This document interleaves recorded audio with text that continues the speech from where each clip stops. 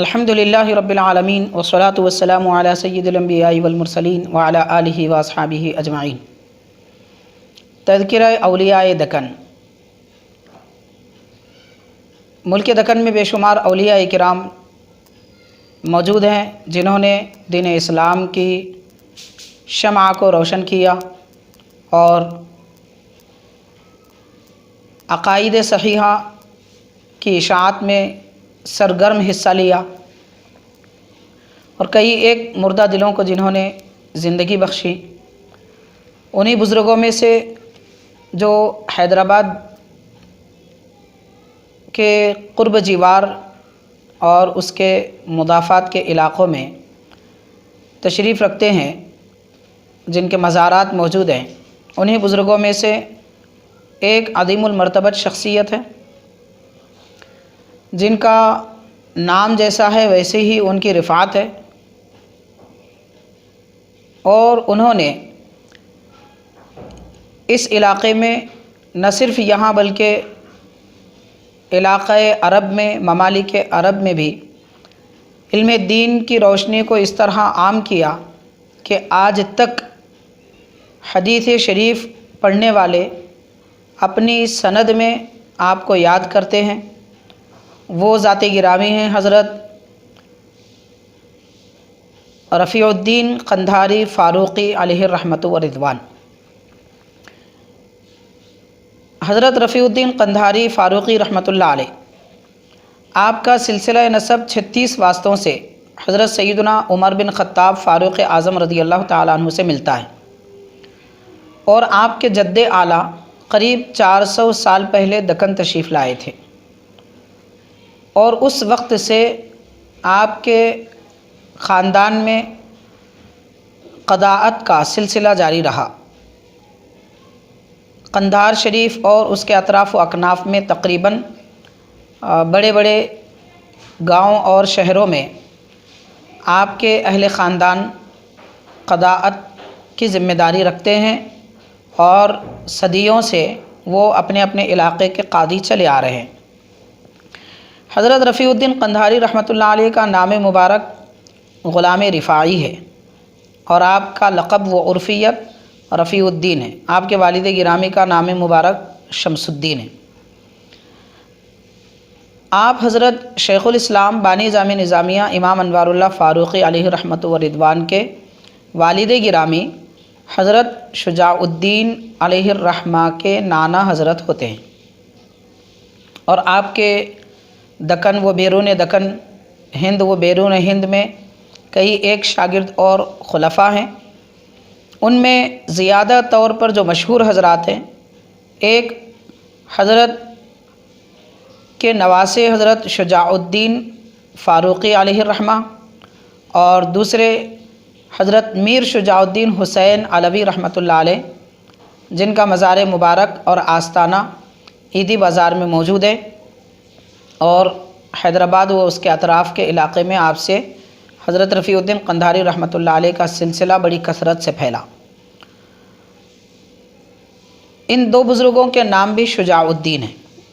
اور دونوں کے آستانے عیدی بازار میں ہیں۔ حضرت شجاع الدین علوی علیہ رحمۃ والرضوان کے آستانے کے قبرستان میں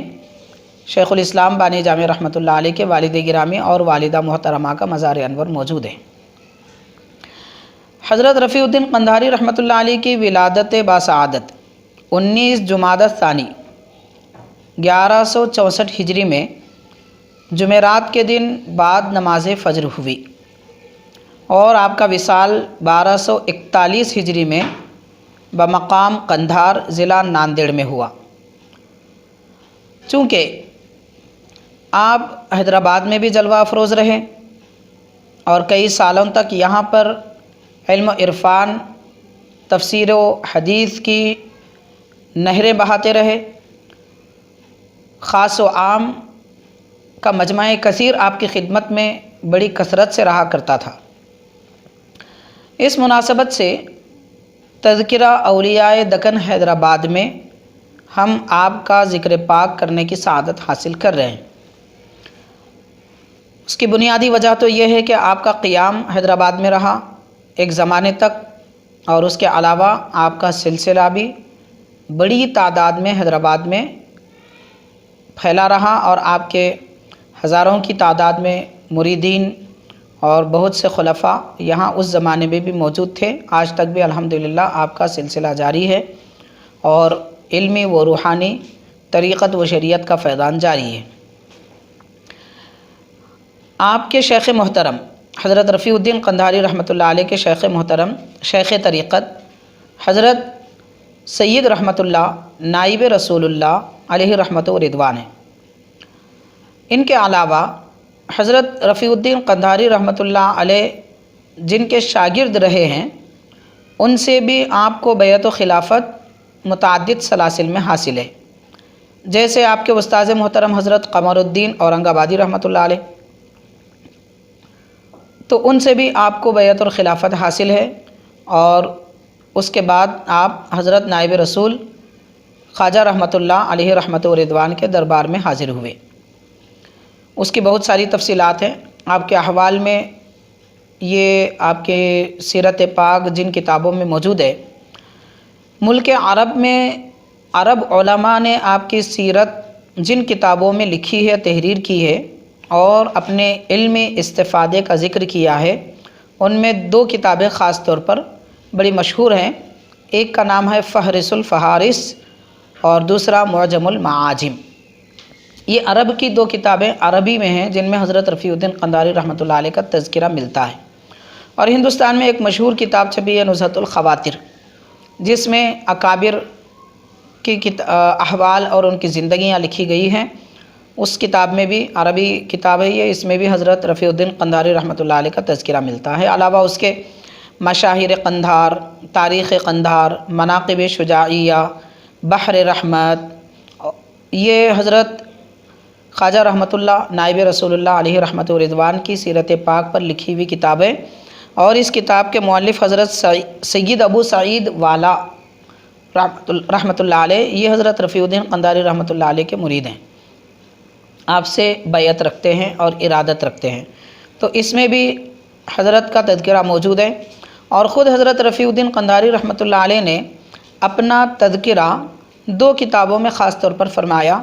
ان میں سے ایک کتاب کا نام ہے انوار قندھار جو فارسی زبان میں موجود ہے، اور دوسری کتاب جو آپ کی اپنی تصنیف ہے ثمرات مکیہ۔ اس کتاب میں آپ نے اپنا تذکرہ خود تحریر فرمایا، اور انوار قندھار میں بھی آپ نے اپنا تذکرہ بذات خود تحریر فرمایا ہے، اپنی سیرت پاک نقل فرمائی ہے۔ حضرت کے والدین کریمین اور آبا و اجداد دونوں جانب سے نہایت پارسا بزرگ گزرے ہیں، شریعت مطہرہ کے پابند، عبادت گزار، تہجد گزار، تلاوت قرآن کثرت سے کرنے والے حضرات تھے۔ حضرت کے والد محترم حضرت شمس الدین فاروقی رحمۃ اللہ علیہ، آپ کے متعلق یہ سیرت میں لکھا جاتا ہے کہ اولاد نرینہ کی خاطر آپ نے حضرت قندھار شریف کی بڑی عظیم اور بے مثال شخصیت ذات پاک حضرت سید سعید الدین حاجی سرور سیاح رحمۃ اللہ علیہ، جن کو عام طور پر لوگ سرور مختوم علیہ الرحمہ کے نام سے جانتے ہیں، تو حضرت کے آستانے کی مسجد میں حضرت رفیع الدین قندھاری رحمۃ اللہ علیہ کے والد محترم نے اعتکاف کیا، اس نیت سے کہ اس اعتکاف کی برکت سے اولاد آپ کو حاصل ہو جائے، اللہ تعالیٰ انہیں اولاد عطا فرمائے۔ تو اس اعتکاف کے درمیان آپ نے دیکھا کہ حضرت حاجی سرور سیاح علیہ رحمت و رضوان نے حضرت شمس الدین فاروقی رحمۃ اللہ علیہ سے ارشاد فرمایا کہ آپ کو ایک لڑکا ہوگا، میرے نام سے منسوب کرنا۔ چنانچہ اس کے چند دنوں بعد حضرت رفیع الدین قندھاری رحمۃ اللہ علیہ کی ولادت باسعادت ہوئی، آپ کا نام غلام رفاعی رکھا گیا اور عرفیت رفیع الدین رکھی گئی۔ لکھا جاتا ہے کہ آپ کی والدہ محترمہ بڑی پارسا، زاہد، پاک باز شخصیت گزری ہیں، اور سلسلہ قادریہ میں وہ پہلے ہی سے بیعت رکھتی تھی۔ نماز فجر کے بعد میں تلاوت قرآن کرنا آپ کا معمول تھا، تو نماز فجر کے بعد تلاوت قرآن میں مصروف تھی کہ جمعرات کے دن صبح 19 جمادی الثانی 1164 ہجری میں نماز فجر کے بعد جب آپ تلاوت قرآن مکمل کی اور تکمیل قرآن ہونا تھا کہ حضرت رفیع الدین قندھاری رحمۃ اللہ علیہ کی ولادت ہوئی اور آپ اس دنیا میں تشریف لائے۔ تو اس وقت آپ دنیا میں تشریف لائے اور حضرت سرور مخدوم رحمۃ اللہ علیہ کے بشارے پر، خوشخبری پر اور آپ کے عطا فرمانے پر حضرت رفیع الدین قندھاری رحمۃ اللہ علیہ اس دنیا میں تشریف لائے، اور آپ کا حال یہ تھا کہ بچپن ہی سے آپ حضرت سرور مخدوم رحمۃ اللہ علیہ سے فیض اویسی پایا کرتے تھے۔ اویسی فیضان کس کو کہتے ہیں؟ یہ بیعت بھی اویسی ہوتی ہے، خلافت بھی اویسی ہوتی ہے اور فیضان بھی ہوتا ہے اویسی۔ دراصل جیسا کہ حضرت سیدنا اویس قرنی رضی اللہ تعالیٰ غیاب میں رہ کر نبی پاک صلی اللہ علیہ وسلم سے جو فیض پائے اور نعمتیں حاصل کی، تو اسی طریقے سے جو حضرات سابق میں گزر چکے ہیں، جن کا وصال ہو چکا ہے، بعد میں آنے والے ان سے کوئی باطنی نعمت، ارادت و خلافت اور علم کے اگر حاصل ہو جائے کسی کو، اور وہ فیضان اس طریقے کا اگر پالیں، تو اس کو کہتے ہیں نعمت اویسی۔ حضرت سیدنا اویس قرنی رضی اللہ تعالیٰ عنہ کی طرف نسبت کرتے ہوئے اس کو یہ نام دیا جاتا ہے، اور ایسے کئی ایک اکابر بزرگان دین ہیں جنہوں نے سابقہ زمانے کے قدیم حضرات سے فیض باطنی پایا ہے۔ حضرت سیدنا رفیع الدین قندھاری رحمۃ اللہ علیہ نسبت اویسی حضرت سعید الدین حاجی سرور سیار رحمۃ اللہ علیہ سے رکھا کرتے ہیں۔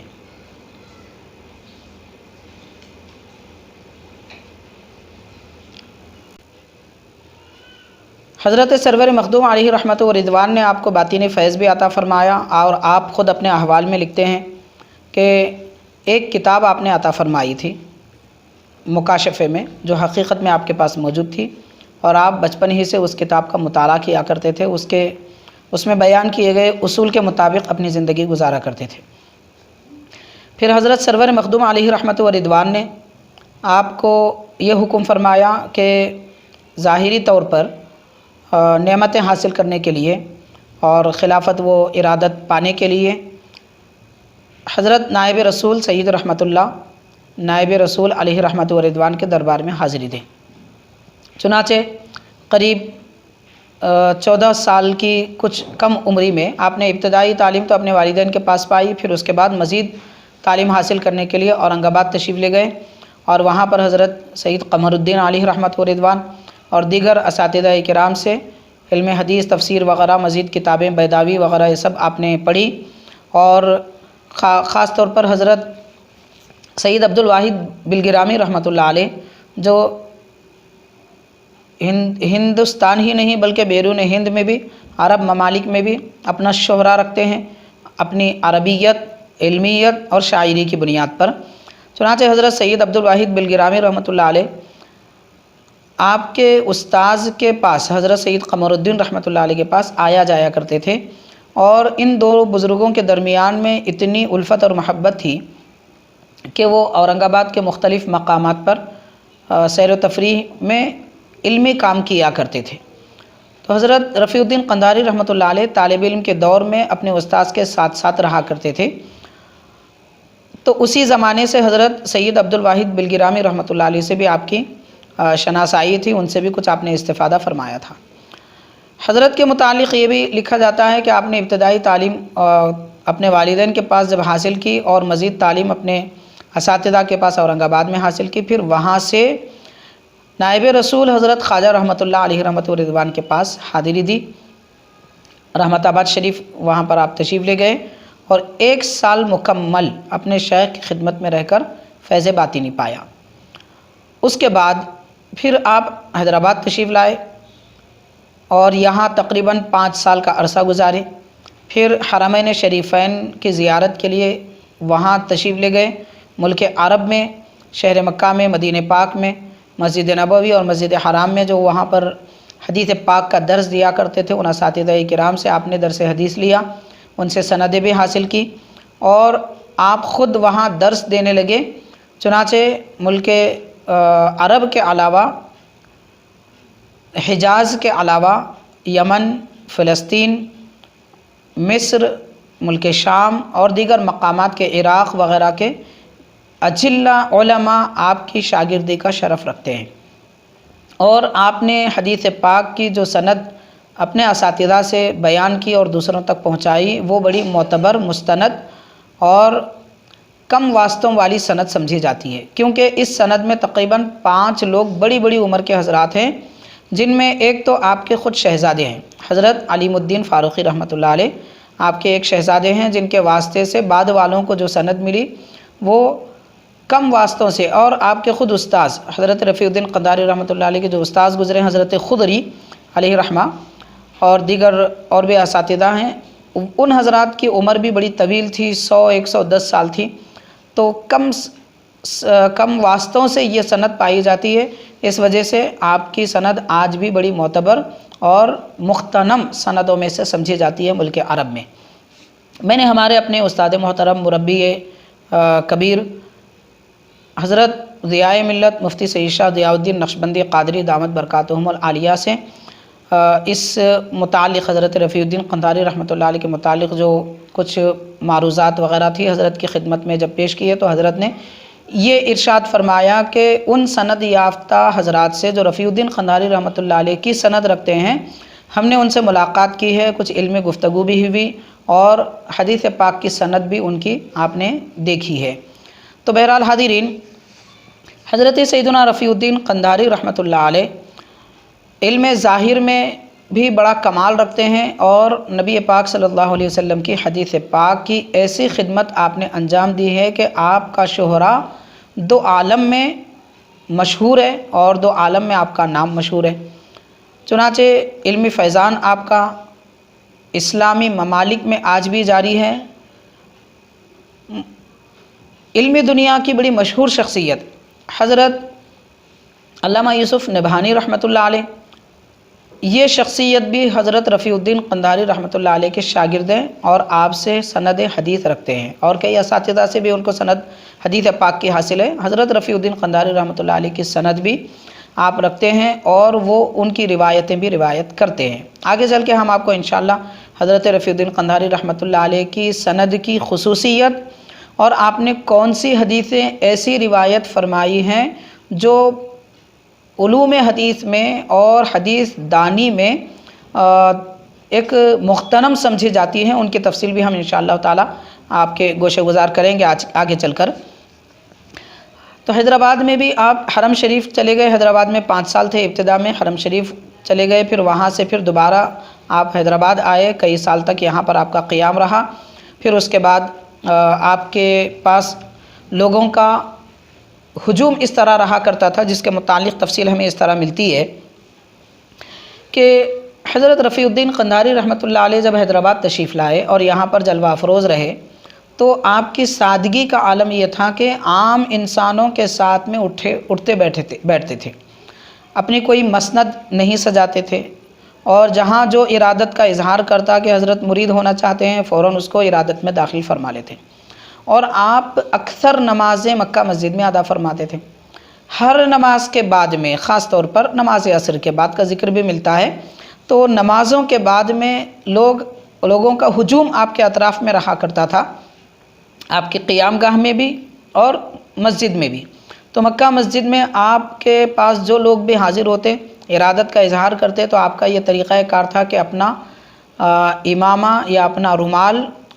दराज फरमा देते, दूर दूर तक लोग उस इमामे को या फिर आपके रुमाल को, आपके महरूमे को थाम लेते। इस तरीक़े से हर नमाज के बाद में कई लोग आपके इरादत में दाखिल हुआ करते थे और आप लोगों को मुरीदी में दाखिल फरमा लिया करते थे। ये आपकी सादगी थी कि चाहते ये थे कि किसी भी तरीक़े से बुज़ुर्गों से जो फ़ैज़ मिला है वो आम हो जाए। हैदराबाद में बहुत सारे हज़रात ने आपसे इस्तिफ़ादा किया है, लेकिन आपके पास जो हुजूम लोगों का रहा करता था, ये हुजूम को देखकर, इस हुजूम को देखकर शाहान वक्त भी परेशान हो जाते थे। चुनाचे बादशाह वक्त का एक वज़ीर था, अरस्तु गालिबन जिसका नाम है, उस शख्स ने हज़रत को अपने महल में तलब किया तो हज़रत ने दो टोक जवाब दिया कि मैं गरीबी को पसंद करता हूँ, उमरा के पास आना जाना मुझे पसंद नहीं है। तो ये बात उसे बड़ी नागवार गुज़री। बादशाह वक्त के कान भरे उसने और हज़रत के मुतालिक बदगुमानियाँ पैदा की और ये कहा कि कंधार से एक बुज़ुर्ग आए हुए हैं और उनके पास लोगों का इतना हुजूम रहता है कि उस हुजूम को यूं ही अगर छोड़ दिया जाए और उन पर पाबंदी ना लगाई जाए तो मुमकिन है कि सल्तनत में कहीं वो दखिल ना हो जाए। मादल्ला। सूफिया इकराम, बुज़ुर्गान दीन, औलिया अल्लाह दुनिया को अपनी ठोकर में रखते हैं। शान व शौकत की ज़िंदगी उन्हें पसंद नहीं होती, ज़ेब व ज़ीनत से वो दूर रहते हैं। सादगी उनका लिबास होता है, सादगी उनका दीन है। अब ऐसी शख्सियतों पर इस तरह की तहमतबाजियाँ की गई, इल्ज़ाम तराशियाँ हुई तो हज़रत रफ़ीउद्दीन क़ंधारी रहमतुल्लाह अलैह के पास बादशाह वक्त की तरफ से ये पैगाम आया कि उस वक्त आप नमाज के बाद मक्का मस्जिद में इरादत में लोगों को दाखिल फरमा रहे थे। पैगाम आया और किसी ने पढ़कर सुनाया कि बादशाह ये कहते हैं कि आप मेहरबानी फरमाकर शहर छोड़ दें। बस इतनी बात थी। आप गौर कीजिए कि नबी पाक सल्लल्लाहु अलैहि वसल्लम के हुक्म पर किस तरीक़े से हज़रत रफ़ीउद्दीन क़ंधारी रहमतुल्लाह अलैह अमल पैरा होते हैं और अपनी शान व शौकत रखते हुए भी लोगों की उनका गिरवीदा होना देख कर भी आप शहर हैदराबाद छोड़ने को उसी वक्त तैयार हो जाते हैं। आपने कोई आवाज़ बुलंद नहीं की, ना कोई तामुल किया और ना ही कोई तैयारी की। लिखा जाता है कि उसी वक्त आपने अपना महरूमा कंधे पे डाला और निकल गए। तो लोग दीवाना वार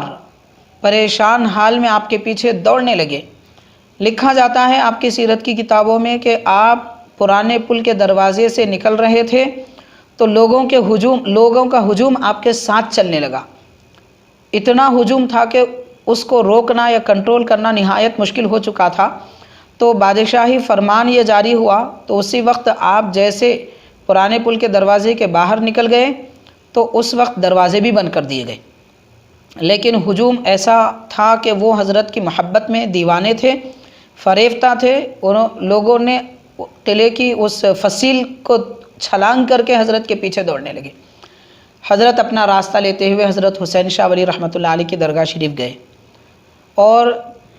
कुछ दिन वहाँ पर क़ियाम किया। उसके बाद वहाँ से सारे लोगों को रुख़सत करके कंधार शरीफ अपने वतन तशरीफ़ लाए। तो हादिरीन, हज़रत रफ़ीउद्दीन क़ंधारी रहमतुल्लाह अलैह की सादगी का इससे हमें बखूबी अंदाज़ा हो सकता है। एक दूसरी बात यह है कि आप अगर कोई आवाज़ उठाते या किसी किस्म का मुतालबा फरमाते तो इख्तलाफात की रंजिशें बढ़ने का अंदेशा था। आप नहीं चाहते थे कि किसी दुनियादारी की वजह से, लोगों की दखल अंदाज़ी की वजह से आपके मामूलात में फ़र्क आए। सिर्फ़ अपने मामूलात को बरकरार रखने के लिए जो रुजू इल्लाह आप रहा करते थे, इबादत सुबह शाम किया करते थे और वज़ाइफ में जो मसरूफ़ रहा करते थे, इसमें कोई खलल ना आए, इस वजह से आपने फ़ौरन उसी वक्त इधर पैगाम सुना और इधर अपने कंधे पे रुमाल डालकर आप निकल गए। हज़रत सैयदना रफ़ीउद्दीन क़ंधारी रहमतुल्लाह अलैह के हैदराबाद में इल्मी रूहानी फ़ैज़ान का तरीक़ा कार क्या था, इस बात का हमें बखूबी अंदाज़ा हो चुका है। हज़रत मुल्क अरब जब तशरीफ़ ले गए तो जिन असातिज़ा से आपने हदीस पाक की सनद हासिल की और उलूम हदीस आपने जिन असातिज़ा से सीखा, उनमें हज़रत शेख मोहम्मद बिन मोहम्मद मगरिबी मदनी मालिकी रहमतुल्लाह अलैह जो 1201 हिजरी में विसाल फरमा गए, अबुल फ़तह उस्मान शामी हनफ़ी रहमतुल्लाह अलैह जो 1213 हिजरी में विसाल फरमा गए, और खैरुद्दीन बिन मोहम्मद ज़ाहिद सुवाती रहमतुल्लाह अलैह जो 1206 हिजरी में विसाल फरमा गए, और ज़ैनुल आबिदीन बरज़ंजी रहमतुल्लाह अलैह जो 1214 हिजरी में विसाल फरमा गए। इनके अलावा ये अरब उलमा थे, हिंदुस्तान के कुछ उलमा थे जो वहाँ पर मौजूद थे। उनमें हज़रत मोहम्मद हयात बिन तालिब अली ख़ान दहलवी रहमतुल्लाह अलैह जिनकी सनद हदीस आप रखते हैं इजाज़त, और उनके अलावा जो उस्ताज़ हज़रत रफ़ीउद्दीन क़ंधारी रहमतुल्लाह अलैह के सनद हदीस में आला मकाम रखते हैं, वो हैं हज़रत अबू अब्दुल्ला मोहम्मद सालेह रज़वी रहमतुल्लाह अलैह।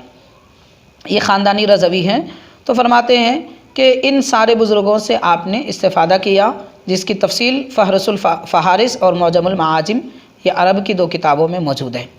اور آپ کے جو شاگرد ملک عرب میں تھے ان میں ان حضرات کا ذکر کیا جاتا ہے، شیخ خضر بن عثمان رضوی رحمۃ اللہ علیہ،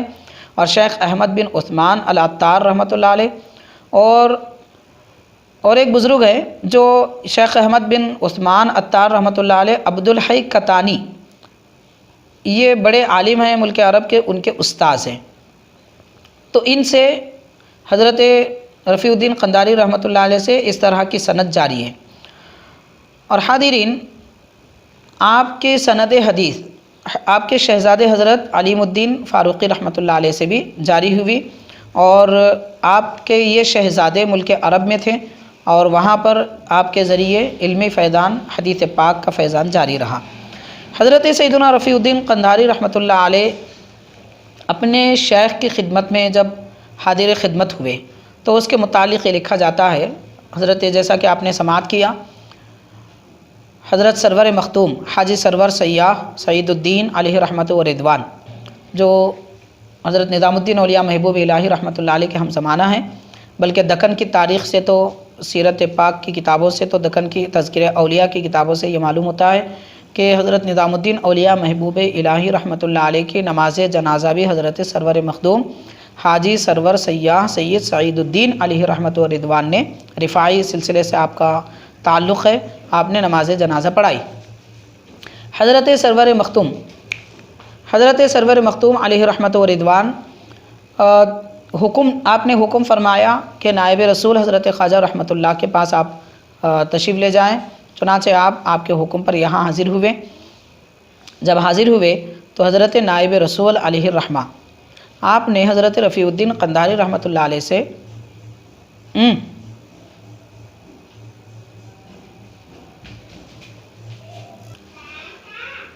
تو حضرت خواجہ رحمۃ اللہ نائب رسول اللہ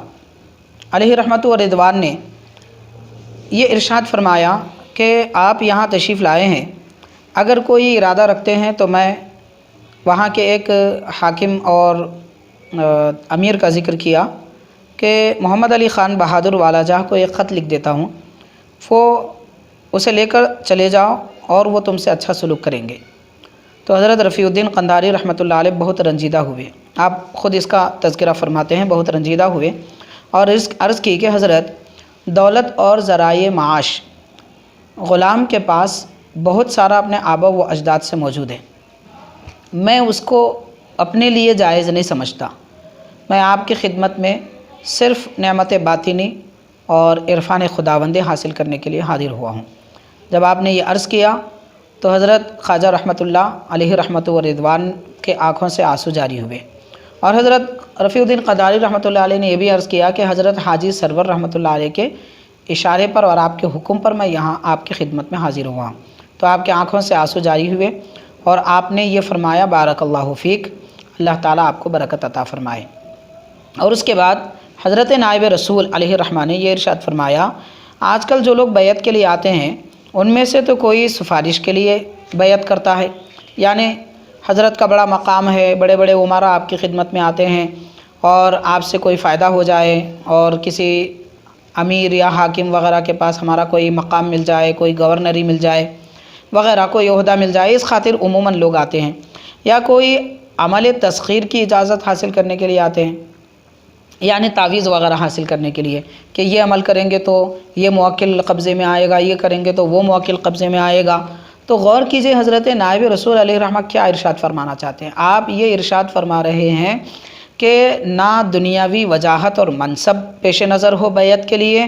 اور نہ ہی کوئی تعویذ وغیرہ اس قسم کے کوئی چیزوں کا حصول مقصد ہو، عمل تسخیر بھی مقصد نہ ہو۔ اور آپ یہ بھی فرماتے ہیں کہ بعض لوگ یہ سمجھتے ہیں کہ میرے پاس نسخہ کیمیا ہے،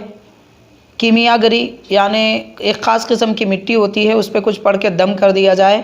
تو اسی خاص مٹی پر وہ سونے کی شکل اختیار کر لیتی ہے، اس کو کیمیا گری کہتے ہیں۔ تو لوگ شاید سمجھتے ہیں میرے پاس نسخہ کیمیا ہے، جو کہ درست ایسی بات نہیں ہے، لیکن وہ حاصل کرنے کے لیے آتے ہیں۔ تو آپ نے یہ 3 باتوں کا ذکر فرمایا، اسی لیے حضرت نے پہلے حضرت رفیع الدین قنداری رحمۃ اللہ علیہ کی آزمائش کی خاطر، کیونکہ ایک امتحان کا مقام ہے، تو آپ نے یہ ارشاد فرمایا کہ میں فلاں والا جاہ کے پاس جانے کے لیے آپ کے لیے کوئی درخواست لکھ دیتا ہوں۔ حاضرین، پھر جب آپ نے یہ جواب سنا حضرت رفیع الدین قندھاری رحمۃ اللہ علیہ سے تو جان لیا کہ یہ خالص للہیت رکھتے ہیں اور رجوع اللہ کی خاطر آئے ہیں، باطنی نعمت حاصل کرنے کے لیے آئے ہیں۔ تو اس کے بعد حضرت نے فرمایا، حضرت رفیع الدین قندھاری رحمۃ اللہ علیہ ارشاد فرماتے ہیں کہ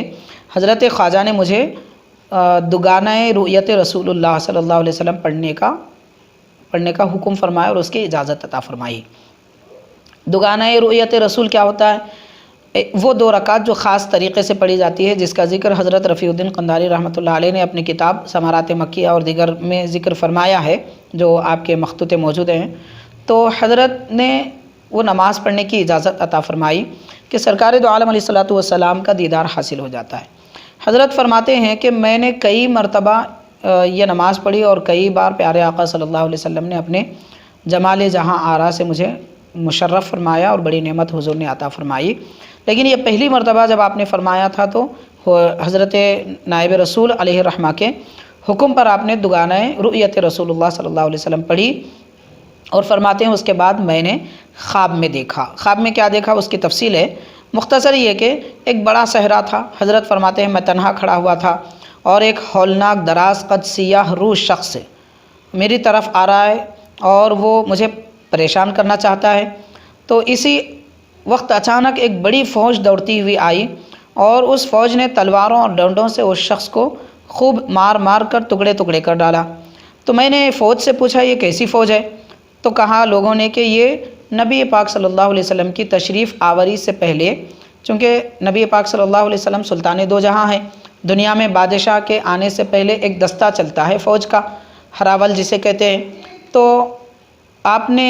فوج نے یہ کہا کہ یہ نبی پاک صلی اللہ علیہ وسلم کا دستہ ہے جو آپ کے تشریف لانے سے پہلے چلتا ہے۔ تو پھر اس کے بعد حضور پاک صلی اللہ علیہ وسلم تشریف لا رہے ہیں یہ فرما کر وہ فوج آگے چلی گئی۔ یہ سن کر مجھے بڑی خوشی ہوئی۔ پھر میں اس لشکر کے کنارے کھڑا ہو گیا۔ پھر طرح طرح کے قسم کے بڑی شان عظمت والے بزرگ فوج در فوج چلے آتے رہے۔ پھر اچانک پیارے آقا حضرت علیہ الصلوۃ والسلام کی سواری مبارک ظاہر ہوئی۔ حضور نبی کریم صلی اللہ علیہ وسلم ایک تخت پر متمکن تھے اور لوگ چاروں طرف سے آپ کے تخت کو تھامے ہوئے تھے۔ جیسے ہی آپ کا تخت مبارک میرے قریب آیا میں جلدی سے آداب بجا لایا اور بے انتہا تضرع و نیاز مندی کرنے لگا۔ پیارے آقا صلی اللہ علیہ وسلم مسکراتے ہوئے مجھ پر نگاہ شفقت و نظر کرم ڈالی اور قریب کھڑے ہوئے ایک شخصیت کو فرمایا کہ انہیں حضرت عبدالخالق غجدوانی رحمۃ اللہ علیہ کے پاس لے جاؤ۔ حضرت عبدالخالق غجدوانی رحمۃ اللہ علیہ یہ سلسلہ نقشبندیہ کے پیر طریقت ہیں اور آپ سے سلسلہ نقشبندیہ جاری ہوا، یعنی ذکر سری اور خاص قسم کے جو اذکار اور لطائف وغیرہ جو سلسلہ نقشبندیہ میں اکابر بیان فرماتے ہیں، حضرت عبدالخالق غجدوانی رحمۃ اللہ علیہ کی کاوشیں ہیں اس میں۔ تو بہرحال آپ کا سلسلہ نقشبندیہ پر آپ کا فیضان ہے۔ اور بات حضرت کی آئی تو میں یہ بھی عرض کرتا چلوں کہ میرے شیخ طریقت پیر و رہنما مربی ظاہر و باطن حضرت کاشف حقائق واقف رموز و اسرار رئیس المفسرین علامہ سید شاہ طاہر رضوی قادری علیہ رحمت و رضوان صدر الشیوخ جامع نظامیہ، آپ یہ فرمایا کرتے ہیں کہ حضرت عبدالخالق غجدوانی رحمۃ اللہ علیہ کی خدمت میں فاتحہ اور نذرانہ پیش کیا جائے۔ اگر کوئی آدمی ایسی حالت میں ہے کہ موت اور حیات کے درمیان ہے، یعنی جس کے بارے میں یہ کہا نہیں جا سکتا کہ وہ زندہ رہے گا یا پھر دنیا سے جائے گا، تو ایسی کیفیت اگر کسی کی پائی جاتی ہے تو اس وقت حضرت عبدالخالق غجدوانی رحمۃ اللہ علیہ کی خدمت میں فاتحہ اور نظر پیش کی جائے اور عرض کیا جائے حضرت سے کہ حضرت آپ موت اور حیات پر مأمور من اللہ ہیں، اللہ تعالیٰ کی طرف سے آپ مأمور ہیں، تو میرے اس شخص کو جو بھی ہیں ان کا نام وغیرہ لیا جائے تو ان کو آپ اللہ کے حکم سے حیات دیجئے، ان کی حیات اور ان کی عمر بڑھا دیجئے۔ یہ کہنے سے حضرت کا فیض ایسا جاری ہو جائے گا کہ موت و حیات میں رہنے والا اور موت سے لڑنے والے شخص کو بھی عمر دراز عطا کی جائے گی۔ تو حضرت عبدالخالق غجدوانی رحمۃ اللہ علیہ کی خدمت میں لے جایا جائے، سرکار نے یہ ارشاد فرمایا۔ چنانچہ حضرت رفیع الدین قندھاری رحمۃ اللہ علیہ ایک راستہ طے کرتے ہوئے ایک خوبصورت باغ میں پہنچے۔ اب فرماتے ہیں کہ اس باغ کے ایسے اوصاف ہیں کہ نہ الفاظ میں بیان کیے جا سکتے ہیں، نہ ضبط تحریر لائے جا سکتے ہیں، اور باغ کے بیچوں بیچ ایک بے حد آراستہ و پیراستہ چبوترا تھا، اس پر حضرت عبدالخالق غجدوانی رحمۃ اللہ علیہ تشریف فرما تھے۔ ان کے اطراف میں کئی ایک بزرگ حلقہ باندھے ہوئے مراقبے میں بیٹھے ہوئے تھے۔ حضرت عبدالخالق غجدوانی رحمۃ اللہ علیہ کی صورت مجھے اچھی طرح یاد ہے۔ حضرت فرما رہے ہیں رفیع الدین قندھاری رحمۃ اللہ علیہ، ان کا رنگ سرخ، ریش سفید، قد درمیانہ اور چہرہ گول ہے، اور فرماتے ہیں سفید لباس میں اپنی باطنی نورانیت کے سبب وہ چمکتے ہوئے سورج کی طرح نظر آ رہے تھے۔ میرے ہمراہ جو صاحب موجود تھے انہوں نے مجھے حضرت کی خدمت میں پیش کیا اور یہ کہا کہ جناب سرور عالم صلی اللہ علیہ وسلم نے اس شخص کو آپ کے پاس بھیجا ہے۔ حضرت عبدالخالق غجدوانی میری طرف متوجہ ہو کر اپنے سامنے بلایا تو فرماتے ہیں حضرت کہ جب فقیر مراقبے میں بیٹھے ہوئے حضرات کے حلقے میں سے حضرت عبدالخالق رحمۃ اللہ علیہ کے قریب پہنچا تو انتہائی اشتیاق سے اپنا سر ان کے سامنے جھکا دیا اور حضرت نے اپنے دست مبارک سے میرا سر اٹھا کر مجھے سرفراز فرمایا۔ اس کے بعد کچھ ارشاد فرماتے ہیں حضرت کہ مجھے اس کے اظہار کی اجازت نہیں ہے۔ تو حاضرین، یہ بیدار ہونے کے بعد یہ خواب میں نے اپنے پیر مرشد کی خدمت میں پیش کیا تو حضرت نے فرمایا کہ آپ کو طریقہ علیہ نقشبندیہ میں کامل فیض ملے گا، بڑا اونچا مقام حاصل ہوگا، کیونکہ جناب رسالت مآب صلی اللہ علیہ وسلم کے حکم کے بموجب سلسلہ نقشبندیہ کے رئیس حضرت عبدالخالق غجدوانی رحمۃ اللہ علیہ کی تجھ پر پوری توجہ ہوئی ہے۔ اس بڑی بشارت کے بعد بھی کئی مرتبہ مذکورہ بالا دوگانے کے طفیل مجھے رؤیت نبوی میسر ہوئی۔ حضرت سیدنا رفیع الدین قندھاری رحمۃ اللہ علیہ یہ ارشاد فرماتے ہیں۔ اب اس سے اندازہ کیا جا سکتا ہے کہ حضرت رفیع الدین قندھاری رحمۃ اللہ علیہ کا مقام و مرتبہ کیا ہے، اور فاروقی النسل ہونے کی حیثیت سے آپ پر کتنی نعمتیں ظاہر ہوئی اور کتنے بزرگوں نے شفقت فرمائی اور کیسی نعمتوں سے مالا مال فرمایا۔ حضرت کے طالب علم کے دور کا ایک واقعہ لکھا جاتا ہے۔ حضرت مولانا خیر الدین سورتی اور فخر الدین اورنگ آبادی علیہ رحمہ، یہ دو حضرات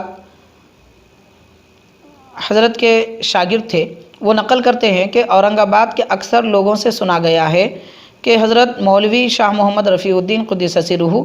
طالب علم کے زمانے میں رات بھر بیگم کے روضے میں اکیلے بیٹھے اس طرح گریہ وزاری کرتے تھے کہ ان کے گرے ہوئے آنسوؤں کی علامت دن میں زمین پر محسوس ہوتی تھی، یعنی آپ اتنا رویا کرتے تھے کہ اس کے نشان زمین پر بیٹھ جاتے تھے۔ ایسی گریہ وزاری طالب علم کے دور میں حضرت کی رہی ہے۔ حب الہی میں، حب نبوی میں، خوف خداوندی کے ساتھ آپ کے آنکھوں سے اس طرح کے آنسو جاری ہوا کرتے تھے۔ بیگم کا روزہ کیا ہے؟ اس کے متعلق لکھا گیا ہے کہ شہزادہ معظم خان کی والدہ جن کا نام رابعہ تھا، یہ ان کا مقبرہ ہے۔ معظم خان عالمگیر اورنگزیب علیہ رحمہ کے شہزادے ہیں، تو شہزادہ معظم نے تاج محل کے نمونے کے طور پر اس کو بنایا ہے، جو آج کل بی بی کا مقبرہ کہلاتا ہے۔ تو حضرت اس مقبرے میں اپنا وقت گزارتے، رات کا وقت، اور عبادت میں رہتے، گریہ وزاری کرتے، خوف الہی سے رویا کرتے تھے۔ حاضرین، ایسی عظیم المرتبت شخصیتیں کہ قرب الہی کا اونچا مقام رکھتے ہوئے بھی تواضع اور زاری کا یہ عالم ہے، تضرع کی یہ کیفیت ہے کہ انہوں نے خود کو کبھی کوئی اونچا شخص نہیں سمجھا، اور اپنے علم یا پھر اپنے نسب یا پھر اپنے باطن کمال پر اترایا نہیں ہے۔ بزرگوں کی یہی خاصیت ہوتی ہے اور ان کا یہی طریقہ ہوتا ہے۔ اور یہ بھی لکھا جاتا ہے کہ شیخ احمد نامی ایک بڑے عمر رسیدہ بزرگ ہیں جو ناندیڑ میں آثار شریف کے متولی تھے۔ وہ کہتے تھے کہ میں نے مولوی رفیع الدین صاحب کو ان کے بچپن میں دیکھا ہے کہ آپ کے چہرے سے نور عظمت چھلکتا تھا، یہاں تک کہ آہستہ آہستہ آپ کے تقدس کے چرچے ہونے لگے، اور جبھی سے میں نے آپ کا دامن ارادت تھام کر سائے کی طرح آپ کی خدمت میں ہوں۔ شروع میں فرماتے ہیں وہ کہ زیادہ تر دشت و بیابان میں اور پہاڑوں میں رہتے تھے حضرت رفیع الدین قندھاری رحمۃ اللہ علیہ، اور بعض اوقات تو یوں ہوتا تھا کہ 3 دن تک فاقہ گزر جاتا تھا، اور آپ کے خادم کمزوری اور بھوک کی شدت سے بےتاب ہو کر گر پڑتے تھے، مگر حضرت کی استقامت کا عالم کیا ہے؟ حضرت یہ فرماتے تھے کہ صبر کرو، اللہ تبارک و تعالی رزاق علی الاطلاق ہے، یعنی وہ ہمیں رزق عطا فرمائے گا۔ پھر ایسا ہوتا تھا کہ اچانک لوگوں کے گھروں سے نفیس ترین غذاؤں کے دسترخوان چلے آتے اور سارے لوگ اسے تناول فرمایا کرتے تھے۔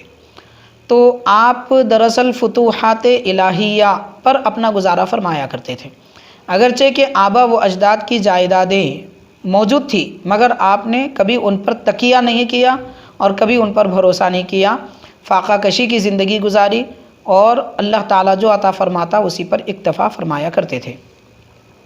اور آپ کی من جملہ بہت ساری کرامتیں ہیں، شان و عظمت کی باتیں ہیں۔ ان میں سے ایک یہ بھی لکھا جاتا ہے کہ کھانے میں برکت کے متعلق حیدرآباد میں بڑے مشائخ زادوں میں سے ایک بزرگ تھے، حضرت سید محی الدین رحمۃ اللہ علیہ۔ وہ حضرت کے مرید تھے، رفیع الدین قندھاری رحمۃ اللہ علیہ کے، اور وہ بیان فرماتے ہیں کہ شروع میں ایسا اتفاق ہوتا تھا کہ آپ کے گھر میں ایک سیر چنے یا ایک سیر آٹے سے بڑھ کر کوئی چیز نہیں رہتی تھی، چنا یا پھر آٹا رہا کرتا تھا، اور حضرت کی خدمت میں مسافر، مریدین وغیرہ جو آیا جایا کرتے تھے، بعض اوقات ایسا ہوتا تھا کہ 20 لوگ موجود رہتے، تو ان کے لیے اگر آٹا نہیں ہوتا تو وہ چنے ان کے درمیان تقسیم کیے جاتے، تعداد اگر بڑھ جاتی تو وہ مختصر سے چنے سارے لوگوں کے لیے کافی ہو جاتے اور ان کے پیٹ بھر جاتے، اور آٹا جو کم ہوتا ایک سیر وغیرہ، اگر لوگوں کی تعداد کبھی بڑھ جاتی تو وہ آٹا جو گون کر لوگوں کی تعداد کے مطابق چھوٹی روٹیاں بنانے کے لیے گوندا گیا تھا، اس کے پیڑے بنا لیے گئے تھے،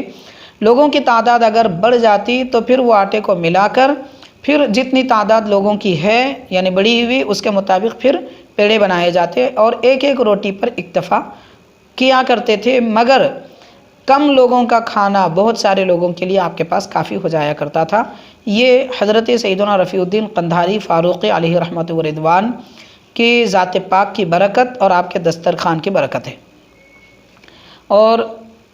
حضرت کی عبادت وغیرہ کا طریقہ کیا تھا، اس کے متعلق آپ کے ایک مرید ہیں جن کا نام ہے حضرت مدار رحمۃ اللہ علیہ، بڑے پائے کے بزرگ گزرے ہیں، اور بہت سارے آپ کے خلفاء ہیں جن میں بعض نامور حضرات میں حضرت امین الدین کثرت رحمۃ اللہ علیہ کا نام آتا ہے، حضرت اویس رحمۃ اللہ علیہ کا نام آتا ہے، اور حضرت مدار رحمۃ اللہ علیہ کا نام آتا ہے۔ یہ حضرت مدار امام فخر الدین رازی رحمۃ اللہ علیہ کی اولاد سے تھے۔ آپ یہ بیان فرماتے ہیں کہ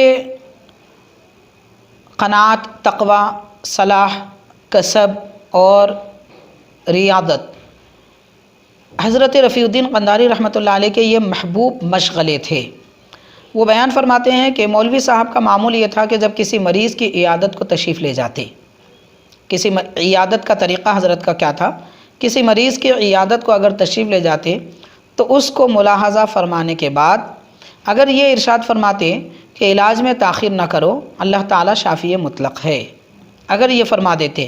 تو اس شخص کو پھر شفا حاصل ہو جاتی، وہ بستر مرض سے اٹھ جاتے، اور اگر کسی کی عیادت کے بعد میں کچھ نہ فرماتے اور خاموش ہو جاتے تو پھر بہت جلد وہ راہی ملک عدم ہو جاتے۔ یعنی حضرت مریض کی عیادت کو تشریف لے جاتے تو اس کی زندگی کتنی باقی ہے، وہ رہے گا یا نہیں رہے گا، مرض سے شفا ملے گی یا نہیں ملے گی، آپ کو اس بات کا علم ہو جایا کرتا تھا، کیونکہ اللہ کا نیک بندہ مومن نور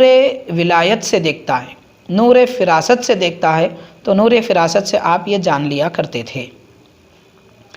حاضرین، اب آپ کا علمی مشغلہ اور ریاضت، دنیا سے دوری کی کیفیت کیا تھی، اس کا بھی ہم اندازہ کر سکتے ہیں۔ آپ کے بڑے شہزادے حضرت نجم الدین رحمۃ اللہ علیہ بیمار ہوئے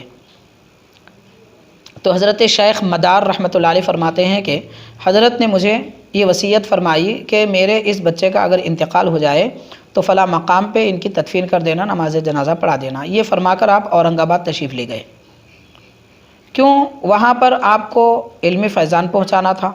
بزرگوں سے فیض حاصل کرنا تھا۔ چنانچہ اپنے شہزادے کے دنیا سے جانے کا آپ کو پہلے ہی سے علم ہو چکا تھا، اور یہ بھی ارشاد فرمایا کہ اگر ان کا انتقال ہو جائے تو مجھے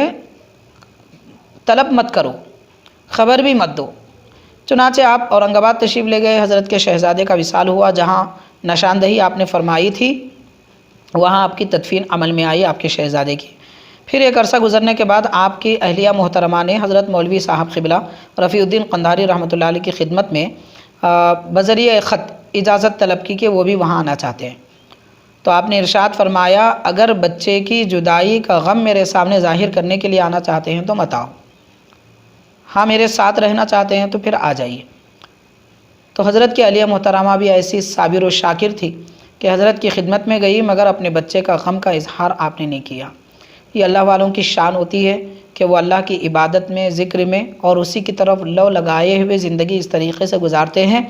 کہ نہ کسی نقصان کا ان پر اثر ہوتا ہے، نہ کسی فائدے کا ان پر اثر ہوتا ہے، نہ غم ہوتا ہے اور نہ ہی وہ زیادہ تر خوشی میں مصروف رہتے ہیں۔ حضرت سیدنا رفیع الدین قندھاری رحمۃ اللہ علیہ کے متعلق ایک بزرگ یہ بھی فرماتے ہیں کہ آپ کبھی فضول باتیں آپ نہیں فرمایا کرتے تھے، مبالغے سے بات نہیں فرماتے تھے، اور آپ کے فروتنی تواضع کی کیفیت یہ تھی کہ ہر کس و ناکس کی تعظیم کے لیے کھڑے ہو جاتے تھے۔ آپ سے ملاقات کے لیے کوئی عام آدمی بھی آتا تو آپ کھڑے ہو جاتے تھے، اور گفتگو کے درمیان اپنے مخاطب جس سے بھی آپ تخاطب فرما رہے ہیں ان کے لیے ایسے کلمات استعمال کرتے کہ ظاہری طور پر سننے والے یہ سمجھتے کہ یہ تو ان کلمات کے مستحق ہی نہیں ہے، اس کے تو لائق نہیں ہے، مگر حضرت ان کی اس طرح اچھے کلمات سے، آداب سے ان کے ساتھ گفتگو فرمایا کرتے تھے۔ اور ایسے لوگ کہ جن سے لوگ ان کی حالت ظاہری دیکھ کر دور رہنا پسند کرتے ہیں، حضرت رفیع الدین قندھاری رحمۃ اللہ علیہ کا معمول یہ تھا کہ رحمت آباد شریف میں جب بھی آپ تشریف لے جاتے، خاص طور پر اس وقت کی یہ کیفیت بیان کی گئی کہ آپ لوگوں کے لیے اپنے خرچ سے دسترخوان چنتے، عالیشان بہترین غذائیں اس پر مہیا فرماتے، لوگ کھانے میں مصروف ہوتے تو آپ کسی ایسے آدمی کے پاس جا کر بیٹھتے تھے کہ جو لوگوں کے دیکھنے کے قابل بھی نہیں ہوتا، نہایت گندے کپڑے ہوتے تھے، اور وہ کھاتا تو اس کے ناک سے رینٹ نکلتا تھا اور وہ کھانے میں گرتا تھا، وہ اسی طرح کھاتا تھا۔ حضرت رفیع الدین قندھاری رحمۃ اللہ علیہ اپنے کسر نفسی کی خاطر ایسے شخص کے ساتھ بیٹھ کر اس کے برتن سے کھایا کرتے تھے، جہاں دیکھ کر لوگوں کو کراہت ہوتی تھی حضرت اس کے ساتھ بیٹھ کر کھایا کرتے تھے۔ یہ آپ کی کمال فروتنی ہے، یہ اللہ والوں کی شان ہے اور آپ کی عظمت ہے۔ حضرت شاہ رفیع الدین قندھاری رحمۃ اللہ علیہ کے روزانہ کے معمولات، اس میں یہ بیان کیا جاتا ہے کہ آپ ہمیشہ باوضو رہتے، ہر وضو کے بعد 2 رکعت نماز تحیۃ الوضو ادا فرماتے، اور آپ کا معمول تھا کہ نماز تہجد ادا کرنے کے بعد نماز فجر تک مراقبے میں بیٹھے رہتے، اور نماز فجر کے بعد نماز اشراق تک اللہ کے سوا کسی کو نہیں دیکھتے تھے، یعنی اپنی آنکھیں بند کر لیتے، نماز فجر سے اشراق تک ذکر میں مصروف رہتے۔ پھر اس کے بعد آپ مسجد سے اٹھ کر گھر تشریف لاتے اور وہاں کچھ دیر تک بزرگان دین کے احوال اور حکایت لوگوں سے بیان فرماتے، پھر تناول فرماتے، اس کے بعد قیلولہ فرماتے، پھر اول وقت ظہر کی نماز ادا کرنے کے لیے مسجد تشریف لے جاتے اور عشاء کی نماز تک، ظہر سے عشاء تک اپنا وقت وہیں گزارتے۔ اور یہی طریقہ حضرت نائب رسول علیہ رحمہ کا ہے جو اسی کتاب بحر رحمت میں ذکر کیا گیا ہے۔ نماز عشاء سے فارغ ہو کر پھر گھر تشریف لاتے اور لوگوں کے ساتھ کھانا تناول فرماتے اور اس کے بعد پھر مراقبہ فرماتے۔ اور حضرت کی اور بہت ساری خاصیتیں بیان کی گئی ہیں، ان میں آپ کی تصانیف، آپ علمی شخصیت بھی ہیں، روحانی شخصیت بھی ہیں۔ آپ کے تصانیف میں ذکر کیا جاتا ہے کہ ثمرات مکیہ آپ کی تصنیف ہے، علاوہ اس کے سلوک نقش بندیہ، سلوک قادریہ، سلوک رفاعیہ وغیرہ پر آپ نے علیحدہ علیحدہ رسالے تحریر فرمائے ہیں۔ اس کی ایک وجہ آپ بیان فرماتے ہیں، وہ رسالے لکھنے کی وجہ اور وہ کتاب تحریر فرمانے کی وجہ بیان فرماتے ہیں کہ ایک مرتبہ ابھی یہاں حیدرآباد آنے سے پہلے آپ حرمین شریفین کی زیارت کے لیے سورت تشریف لے گئے تھے جو گجرات کے علاقے میں ہے، اور وہاں پر ایک بڑے بزرگ تھے خیر الدین رحمۃ اللہ علیہ، ان سے ملاقات کی، ان کے پاس چند دن رہے، وہاں کے بندرگاہ سے بذریعہ جہاز حرمین شریفین جانے کا ارادہ تھا۔ تو وہ بڑے بزرگ تھے اور مرشد تھے، ان کے پاس بہت سارے مریدین تھے، ان کی تربیت آپ فرمایا کرتے تھے۔ تو جب حضرت رفیع الدین قندھاری رحمۃ اللہ علیہ کے فضل و کمال سے حضرت خیر الدین سورتی رحمۃ اللہ علیہ واقف ہوئے تو انہوں نے فرمایا کہ اب آپ آ چکے ہیں، میرے مریدین کی تربیت آپ فرمائیں۔ حضرت خیرالدین سورتی رحمۃ اللہ علیہ فرمایا کرتے تھے۔ تو چنانچہ حضرت رفیع الدین قنداری رحمۃ اللہ علیہ آپ کے مریدین کی تربیت فرماتے، ان کی توجہ فرمایا کرتے۔ تو اس درمیان میں سلوک کے جو مدارج اور طریقے ہوتے ہیں، اصول ہوتے ہیں، ان اصول میں تقدیم و تاخیر ہوئی تھی، جو ان کو بتائی گئی تھی اس طریقے سے سلوک طے کرایا گیا تھا۔ تو حضرت رفیع الدین قنداری رحمۃ اللہ علیہ نے ذکر تو ان سے نہیں کیا، مگر ان کو درست فرما دیا، اپنے مریدین کا حال درست کر دیا۔ اس کے بعد آپ فرماتے ہیں تب سے مجھے اس بات کی خواہش ہوئی کہ میں ایسے اصول کی قواعد، جو سلوک طے کرنے کے قواعد ہوتے ہیں، وہ تحریر کروں۔ تو چنانچہ آپ نے سلسلہ نقشبندیہ کے اصول سلوک، سلسلہ قادریہ کے اور سلسلہ رفاعیہ کے اصول سلوک تحریر فرمائے ہیں، اور وہ ساری کتابوں کا مجموعہ ثمرات مکیہ بھی اس میں شامل ہے، اور اس کے مخطوطے بہت سارے مقامات پر موجود ہے، اور جامع نظامیہ میں بھی الحمدللہ وہ مخطوطہ موجود ہے۔ اور اس کے متعلق ثمرات مکیہ کتاب کے متعلق حضرت خود فرماتے ہیں کہ فقیر کو مکہ معظمہ میں شب جمعہ بعض بشارتیں عالم رؤیا میں حاصل ہوئی۔ میں نے دیکھا کہ کعبہ شریف کی دیوار سے ایک کتاب اور ایک قلمدان باہر نکلا۔ میں نے انتہائی مسرت سے ان دونوں کو اٹھا لیا۔ اسی وقت ایک بزرگ نے آواز دی کہ یہ کتاب اور قلمدان حضور نبی کریم صلی اللہ علیہ وسلم خلاصہ موجودات فخر کائنات صلی اللہ علیہ وسلم نے آپ کو عطا کیا ہے، مبارک ہو۔ تو کعبہ شریف کی دیوار سے جو کتاب اور قلم نکلا، اس کتاب اور قلم گویا کہ وہ ایک معنوی طور پر آپ کو دیا گیا تھا، اس کے فیض باطن سے، اس کی نورانیت سے آپ نے ثمرات مکیہ آپ کی کتاب تحریر فرمائی۔ حاضرین، حضرت سیدنا رفیع الدین قنداری رحمۃ اللہ علیہ کس طریقے سے بزرگوں سے فیض حاصل کیا اور کیسی کیسی اعلیٰ نعمتیں آپ کو عطا کی گئی، ان کی اور بہت ساری تفصیلات ہیں۔ ایک دو اور باتیں میں عرض کروں گا۔ حضرت کے متعلق یہ بھی لکھا جاتا ہے کہ حضرت رفیع الدین قنداری رحمۃ اللہ علیہ کا معمول تھا کہ جب آپ مراقبہ کا قصد فرماتے تو مریدین پر بھی توجہ فرماتے، اور مریدین کو ساتھ لے کر ذکر میں مصروف ہو جاتے، مراقبے میں مصروف ہو جاتے۔ اور اس کے بعد آخری زمانے میں آپ نے یہ سلسلہ موقوف کر دیا، اور اگر کوئی آتے حضرت کے پاس فیض حاصل کرنے کے لیے توجہ کی خاطر، تو آپ کے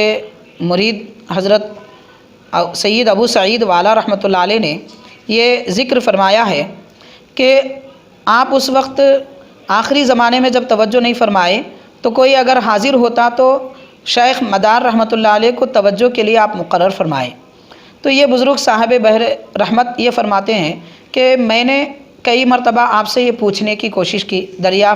حال دریافت کرنے کی کوشش کی کہ ایسا آپ کیوں کرتے ہیں۔ تو ایک مرتبہ میں نے اشارتاً عرض کیا کہ جناب حضرت خواجہ علیہ الرحمٰ نے، یعنی حضرت نائب رسول علیہ الرحمٰ نے آخر میں رسم توجہ قطعاً ختم کر دی تھی۔ غلام نے اس معاملے کو حل کرنے کی بہت کوشش کی، بہت غور و خوض کیا، لیکن کوئی وجہ سمجھ میں نہ آ سکی۔ تو حضرت مولوی صاحب نے سنتے ہی مسکرا کر فرمایا، سالک کے دو مقام ہیں، ایک تلوین ہے اور دوسرا تمکین۔ حضرت نائب رسول خواجہ علیہ الرحمٰ آخری دور میں مقام تمکین پر فائز تھے، اسی لیے آخری دور میں آپ توجہ نہیں فرماتے تھے۔ مطلب اشارتاً آپ نے یہ فرمایا جیسے میرے شیخ مقام تمکین میں فائز تھے، میں بھی اسی تمکین کے مقام پر موجود ہوں، یہ مقام مجھے عطا ہوا ہے، اشارتاً آپ نے اس کا ذکر فرمایا ہے۔ حاضرین، یہ چند باتوں کے ساتھ میں